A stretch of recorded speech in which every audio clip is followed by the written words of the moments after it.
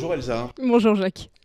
On se retrouve pour cette nouvelle et dernière émission de l'année de TV d'Alzon avec encore une fois un programme tout à fait copieux. On a essayé en tout cas d'être très complet sur ce sommaire. Allez-y, dites-nous un peu ce qu'on va découvrir. En effet, en passant un petit peu par toutes les classes, on a voulu un petit peu donner la parole à tous. Déjà passant de l'orientation aux primaires, puis enfin sur les lycéens, donc sur la fin de notre lycée et notre bac.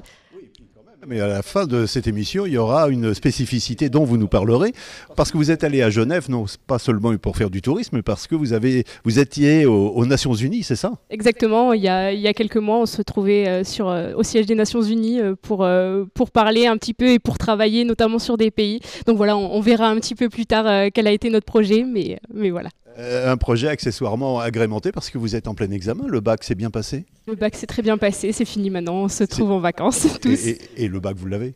J'espère. On verra le 8 juillet lors des résultats. Ok. Est-ce que vous êtes ennuyé, vous, à l'école?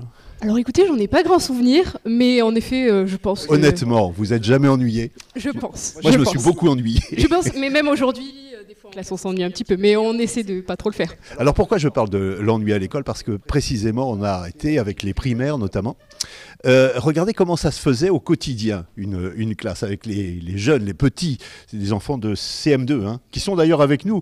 On va les remercier, elles sont là, on les entendra d'ailleurs tout à l'heure, là-bas aussi, oui, on les entendra. Et elles disaient que oui, ça leur arrivait quand même de s'ennuyer. Et puis on a parlé aussi avec des collégiens, qui eux sont intrigués par leur orientation. Et c'est difficile de choisir une orientation, et on verra aussi dans le film qu'on va regarder dans un instant combien au fond la présence des parents, elle est aussi assez déterminante quant au choix d'une profession. Ils nous en parleront, c'est drôlement intéressant cette affaire-là. Je vous propose d'abord de regarder le film ensemble et puis on en parle tout de suite après.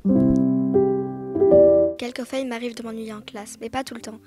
Je sais que je m'ennuie parce que je me pose sur ma chaise et je fais rien du tout. Ça m'arrive de m'ennuyer en classe, très souvent, sauf en histoire et en arts plastiques. Et ça m'arrive de m'ennuyer parfois, et quand je m'ennuie, je fais rien.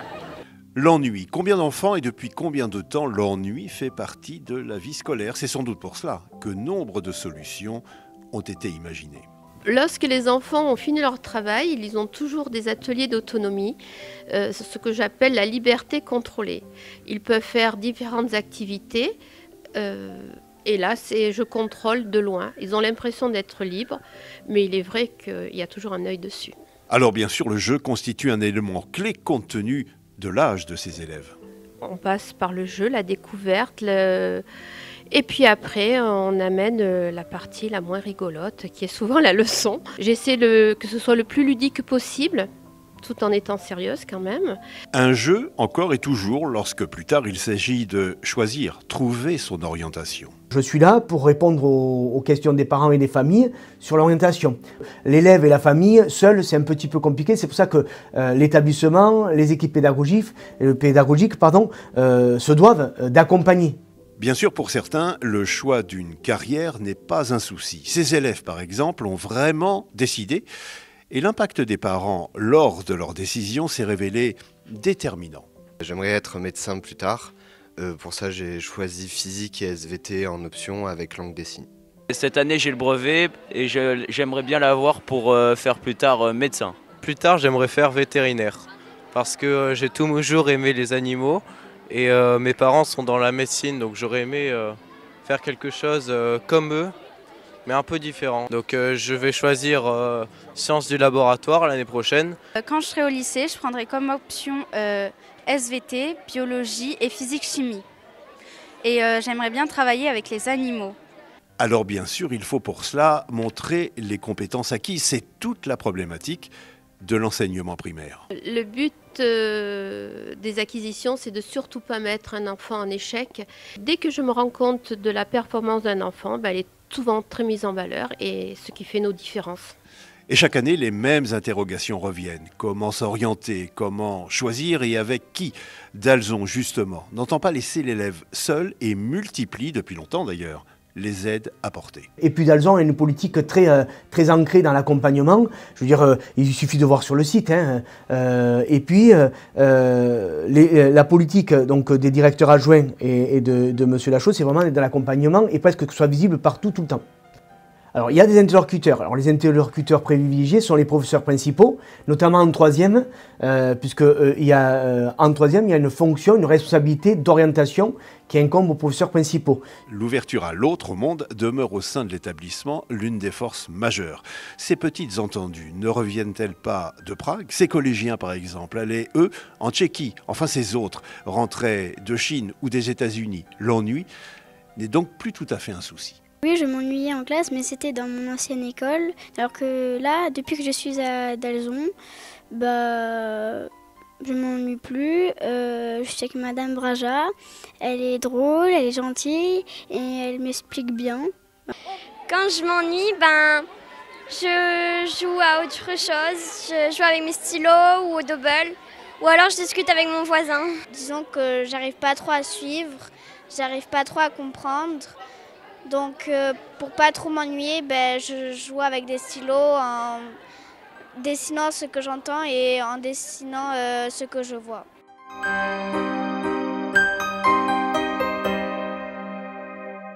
Voilà, un perçu de ce qui peut se passer à Dalzon. J'ai tout de suite envie de vous donner la parole, Yvan Lachaud. L'ennui, oui, mais vous savez y faire face. Et dès les plus jeunes classes, les plus jeunes, vous essayez de les ouvrir au monde, hein, c'est ça? C'est quand même... Alors, c'est intéressant parce que je viens de voir pour la première fois ce film et je ne pensais pas qu'il y ait autant d'enfants qui disent « oui, je m'ennuie ». Non, mais c'est intéressant. Oui.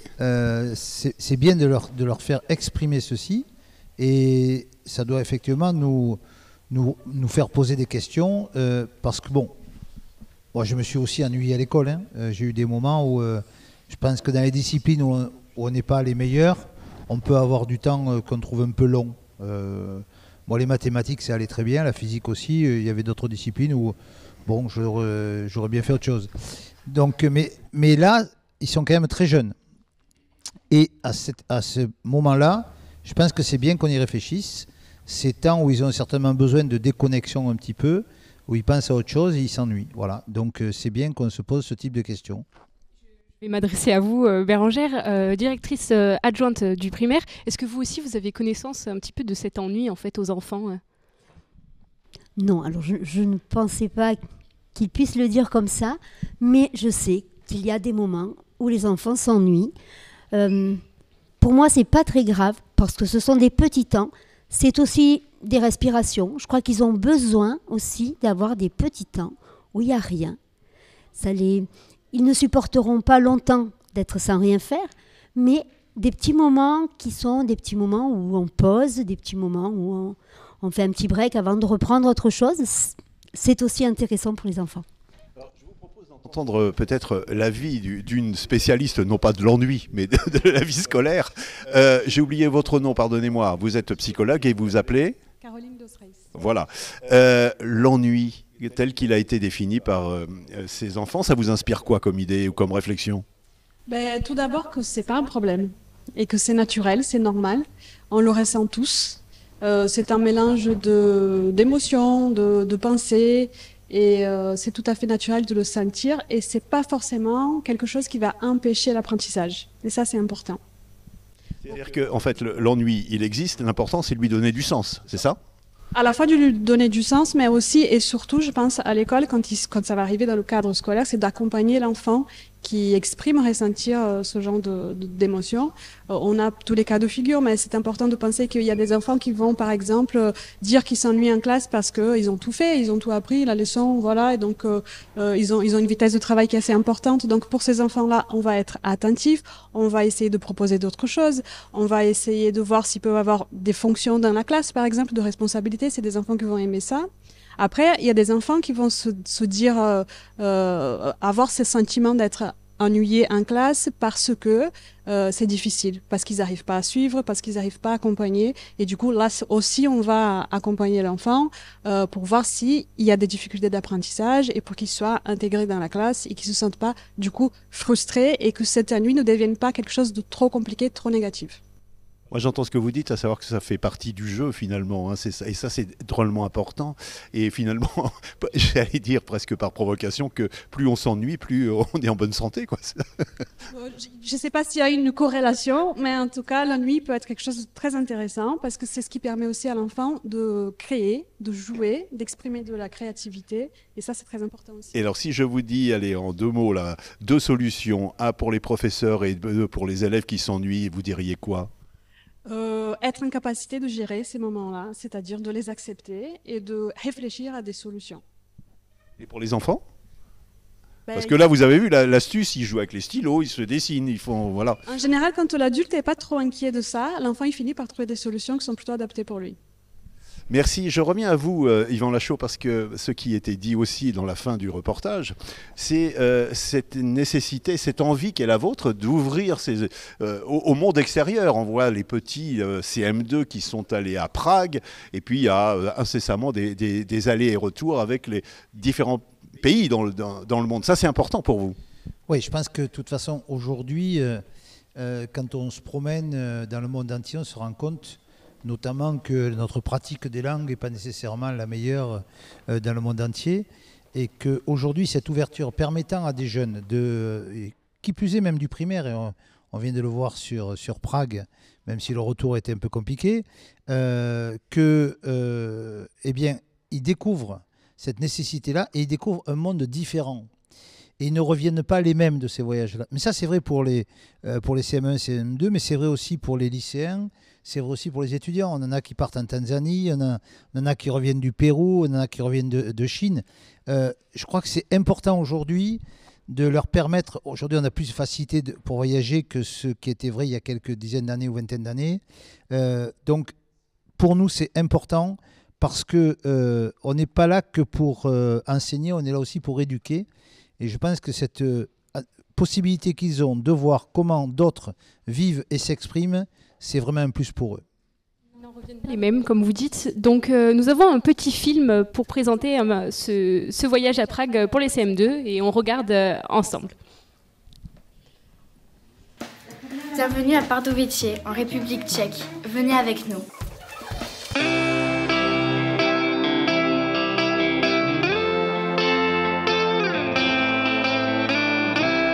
L'école commence à 8h. On prend le bus direction l'école.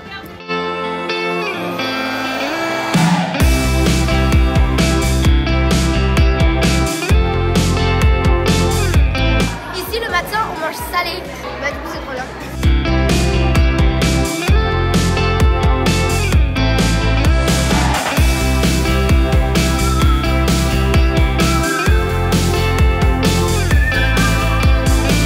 Il y a moins de matières que chez nous. Les matières privilégiées sont les sciences, les maths et les langues. Matisek, il est un garçon qui a publié son livre et nous sommes très très fiers de lui avoir à notre école. Les élèves ici ils travaillent que le matin et l'après-midi ils font des activités sportives.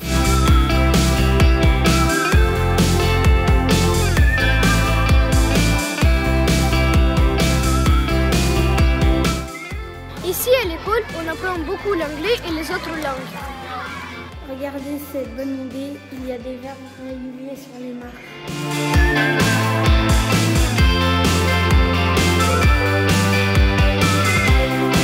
La République tchèque, c'est pas pareil que la France. En République tchèque, il y a l'école tous les jours sauf le week-end. Ici, c'est interdit de se balader avec les chaussures.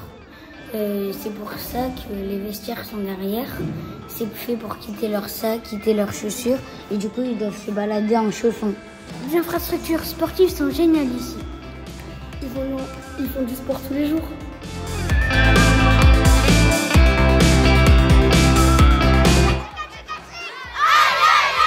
Ici, la science est très important. Cette salle est super.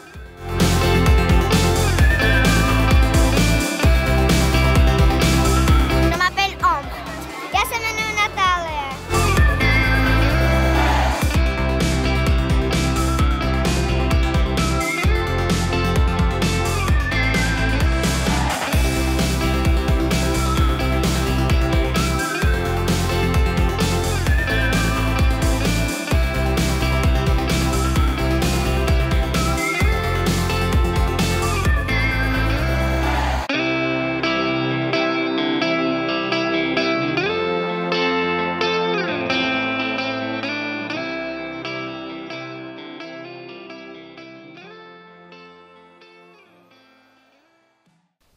Eh bien justement, pour en parler, on a avec nous Colline et...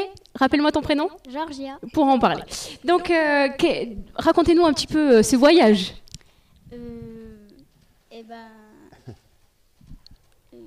Alors là-bas, c'est un pays qui est chic. Déjà, il y a aussi des spécialités là-bas. C'est qui est vraiment très bon. C'est genre avec du sucre et avec de la pâte. C'est bon, là-bas, vous avez bien mangé alors. Et il y a aussi des gardes là-bas avec des chapeaux. Et qu'est-ce que vous avez fait un petit peu là-bas? Vous avez rencontré des gens du pays? Oui, on a rencontré des Tchéquis. On a fait le marathon ensemble. Voilà. Vous y avez... Les élèves avaient votre âge, hein, c'est ça? Oui. Et comment vous parliez? Parce que... Et du coup, on parlait un peu anglais. Oui, on a aussi essayé de mimer. Et est-ce que vous avez le sentiment que ces élèves là-bas, ils s'ennuient aussi ou pas? Non, ils n'en ont pas l'heure. Il n'y a que chez nous qu'on s'ennuie.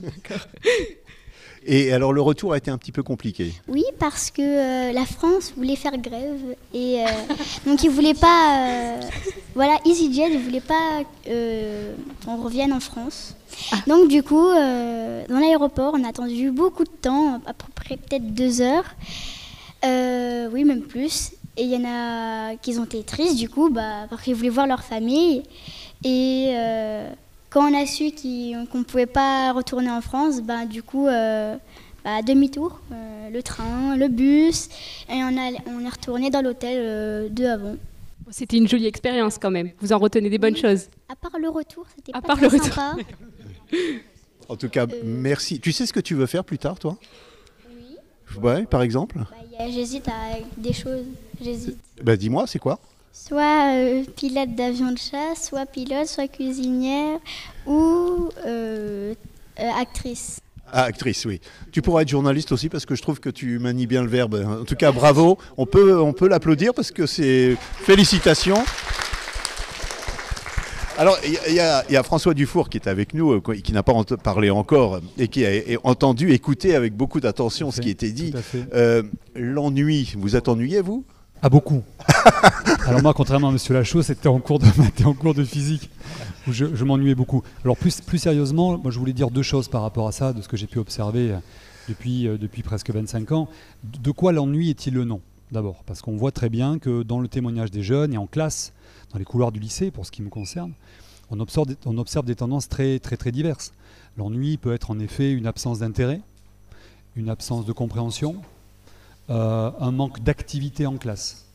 Donc l'ennui, me semble-t-il, est un mot valise derrière lequel on entend beaucoup de choses tout à fait différentes.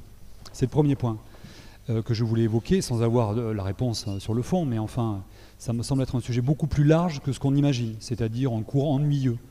Je ne crois pas que l'ennui veuille dire que le cours est ennuyeux. C'est dans la réception du cours, potentiellement, que la question se pose, premier point.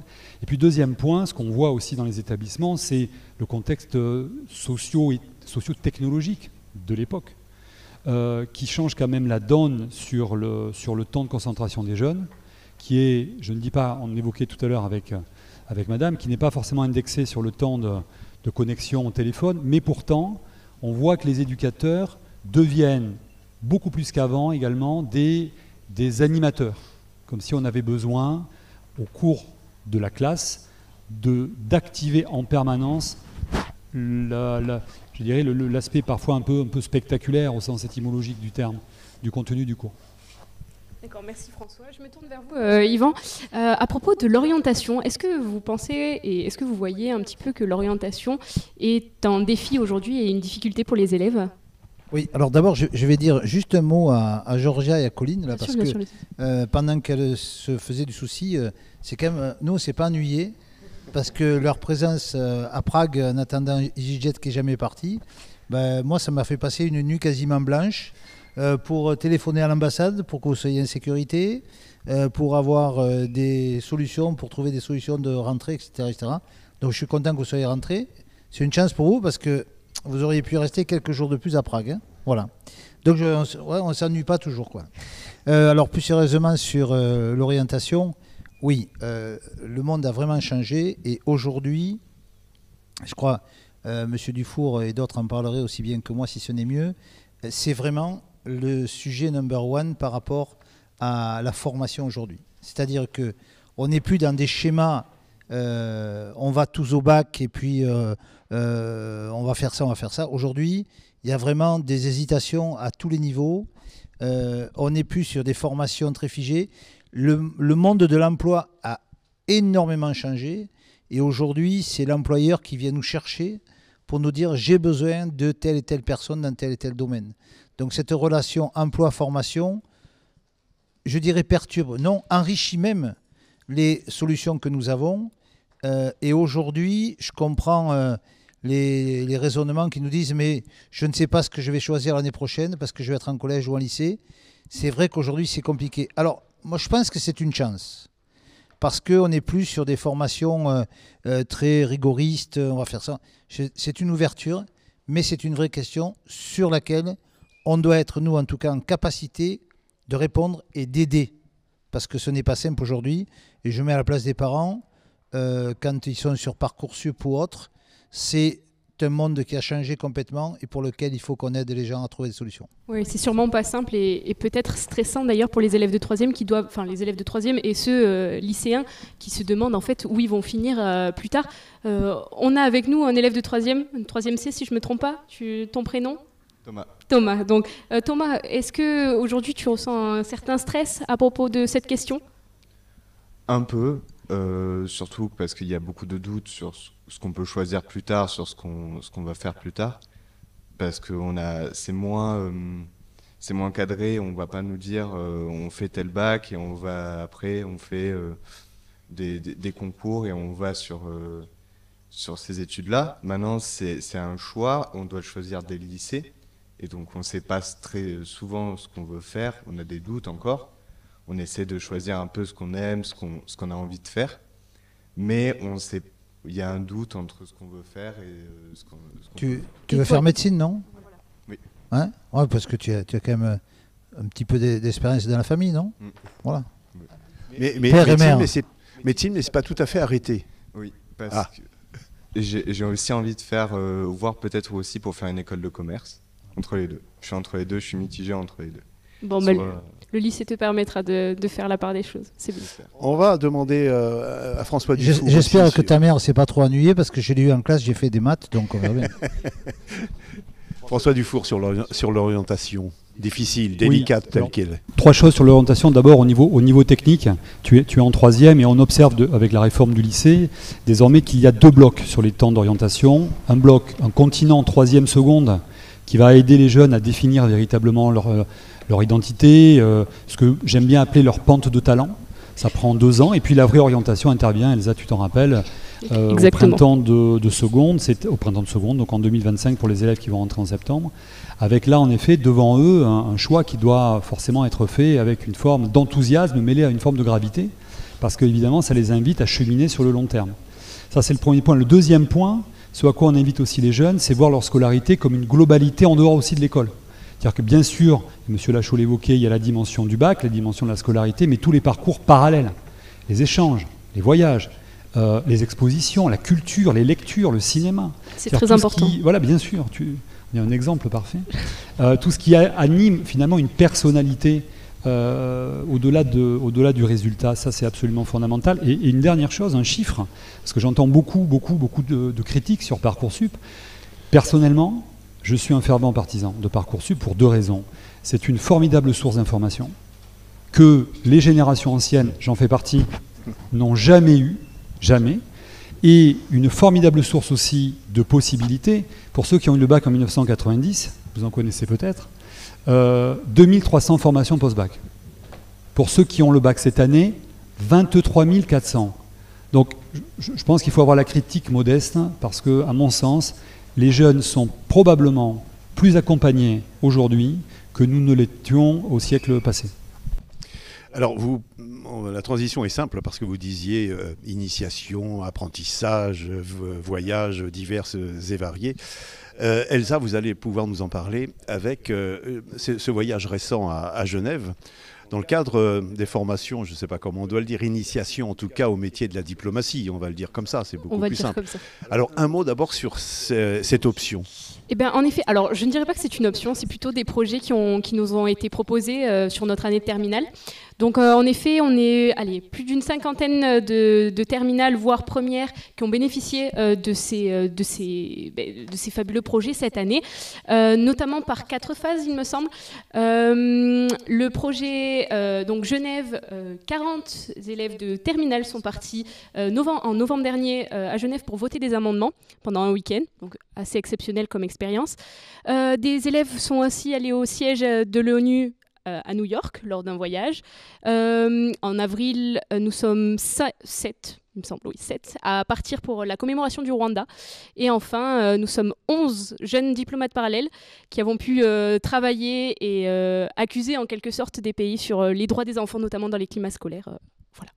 Alors, un mot sur le Rwanda, parce qu'il y a eu des rencontres déterminantes, me disiez-vous tout à l'heure.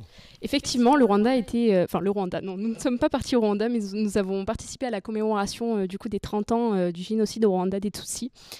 Ce fut en avril, dont nous étions 7, un mélange de première et de terminale. Ce fut une expérience juste incroyable et très très enrichissante, puisque déjà premièrement nous avons pu faire la visite entière, c'est très très grand, mais une bonne partie des Nations Unies. Donc on a pu rencontrer des diplomates, des acteurs en fait de la vie onusienne, et nous avent pu voir le rassemblement des pays du monde entier pour justement une même cause et pour une même défense qui est celle du génocide et la protection des Tutsis en temps et en heure. Alors je crois qu'il y a d'ailleurs un film, on en reparle évidemment tout de suite après, on regarde le film qui a été fait sur ce voyage genevois et puis on se retrouve tout de suite après. Ils ont fait quelque chose qui mérite 1000 fois d'être récompensé, d'être salué. C'est vraiment ce que l'on a proposé, c'est très singulier, très original. Voilà, c'est extraordinaire. Parce que moi, ça fait aujourd'hui 7 ans que je suis à Dalzon et ce sont 7 très très belles expériences, notamment mes 3 années de lycée.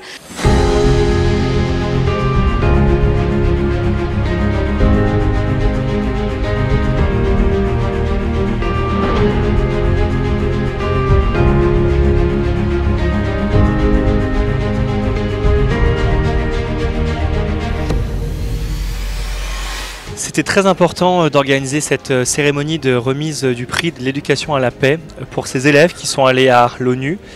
Pourquoi ? Parce qu'ils ont fait quelque chose qui mérite 1000 fois d'être récompensé, d'être salué. Ils ne l'ont pas fait pour ça, mais c'est notre rôle, je pense, de les récompenser et de mettre en lumière l'investissement énorme qu'ils ont fait au travers de ce programme Jeunes Diplomates. Donc on a eu la chance, 40 élèves de Dalzon, d'aller jusqu'à Genève, donc dans un autre pays, pour pouvoir voter des amendements sur les climats scolaires. Donc ça a été une incroyable chance pour nous tous de pouvoir participer à un projet tel que celui-là. Donc on a pu voter, exprimer notre avis et pouvoir mettre en place des choses qui vont notamment être appliquées à Bruxelles. Donc c'est un réel honneur d'avoir pu participer à ce projet-là. Ce projet, c'est vraiment une première. Aucun lycée le propose. Pas d'enseignement supérieur non plus. C'est vraiment ce que l'on a proposé, c'est très singulier, très original. Voilà, c'est extraordinaire. Extraordinaire pourquoi ? Parce que l'on a finalement permis à des lycéens, c'est-à-dire mineurs, de devenir tout simplement diplomates parallèles, pouvoir rédiger et enquêter sur un État parti, invité donc à se positionner au Comité des droits de l'enfant.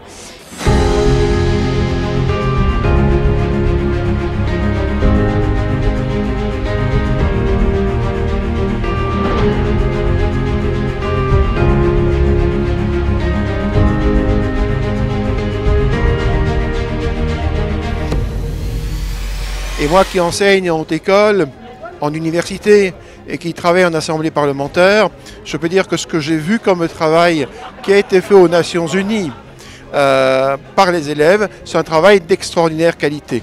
J'ai enquêté sur le pays de l'Estonie, donc je vous avoue ça n'a pas été très facile étant donné que c'est un pays assez encadré sur les lois européennes. Donc le travail a été corsé pour ma part, mais j'ai réussi à y parvenir et mon projet a été traité lors de sessions, donc c'est une grande fierté. Ouais, voilà.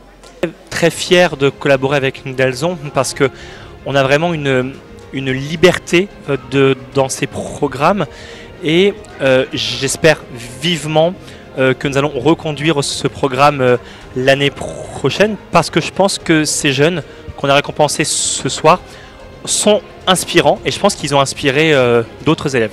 Moi, ça fait aujourd'hui 7 ans que je suis à Dalzon et ce sont 7 très belles expériences, notamment mes 3 années de lycée, puisque Dalzon m'a offert des opportunités mais extraordinaires et j'en suis vraiment fière et je les remercie grandement.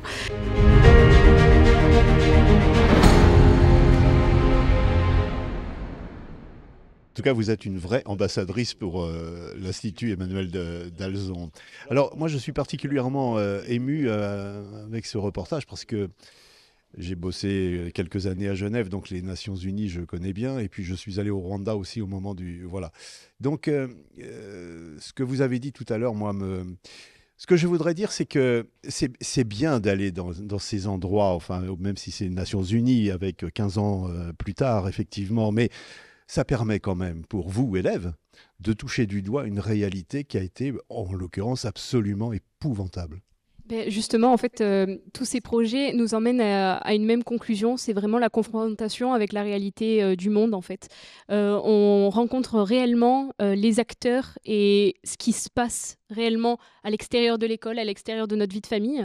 D'ailleurs, par exemple, le Rwanda, le génocide, la commémoration du génocide, nous avons pu assister à des témoignages, assister à des prises de parole sur justement le génocide, sur ce que les gens ont vécu.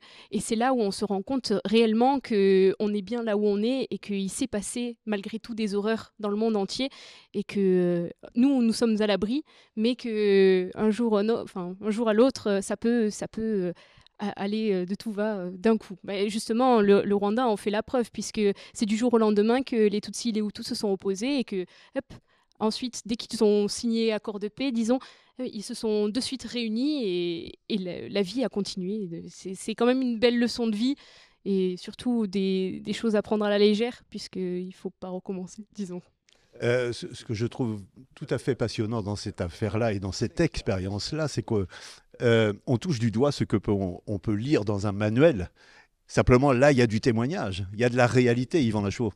Écoutez, il va y avoir encore plus de réalité puisque nous devons nous rendre avec François Dufour au Rwanda, puisque nous allons participer à aider la congrégation qui, il y a 20-25 ans à peu près, a créé à Rukomo, à 4 heures de Kigali, un établissement hospitalier permettant aux femmes de venir accoucher, parce que certaines étaient à 4, 5, 7 heures de marche, donc d'être accueillies, et c'était un centre médical.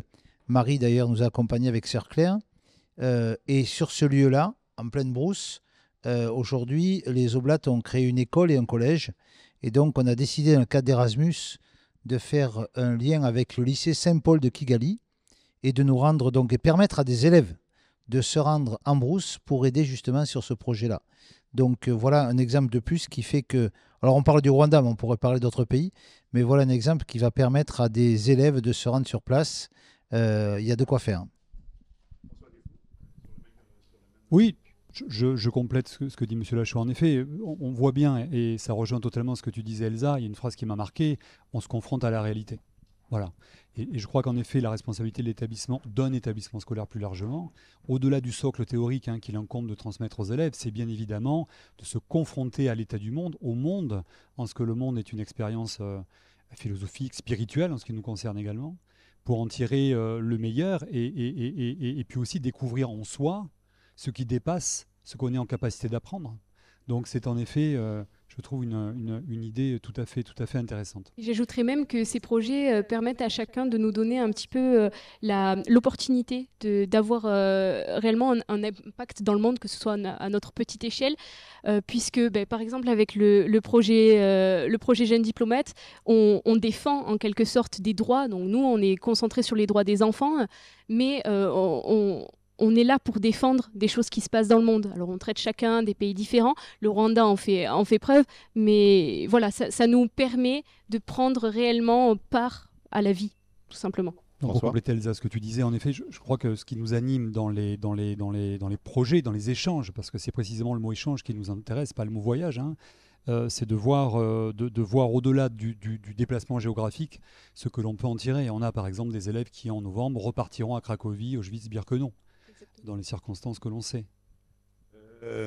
Yvan Lachaud, le mot de la fin, Elsa l'a presque dit tout à l'heure, c'est vrai que ces échanges permanents, cette ouverture, c'est quelque chose auquel vous tenez énormément. À laquelle on tient, oui, on tient beaucoup, et on a bien l'intention de les développer, parce que je pense que c'est, je le disais tout à l'heure, une chance extraordinaire pour nos élèves, quel que soit leur âge, de pouvoir découvrir et de se rendre compte, alors, déjà, si je prends l'exemple de la langue, de la nécessité de parler peut-être autre chose que le français pour pouvoir s'en sortir dans le monde, mais aussi de découvrir tellement de choses que ça nous fait évoluer dans notre propre vie. Voilà.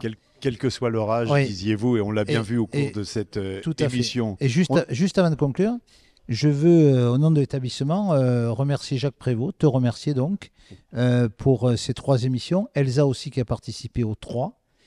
C'est une chance pour notre établissement.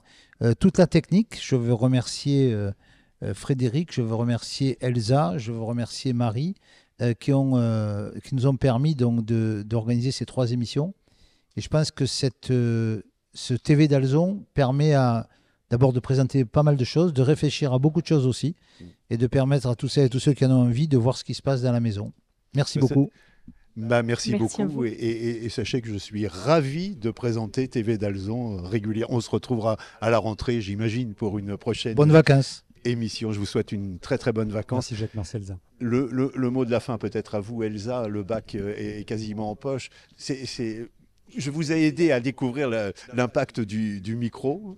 Exactement, depuis le début. Mais tout à l'heure, vous me disiez si je peux revenir quand même présenter. Bien sûr, ce serait vraiment avec plaisir. Eh ben, on verra ça, mais moi, je vous accueille bien volontiers. Merci, on applaudit. Je voudrais que tout le monde vienne pour la photo de fin. Venez. Approchez. Allez, mettez-vous là. Allez-y, on va faire une photo de tout le monde.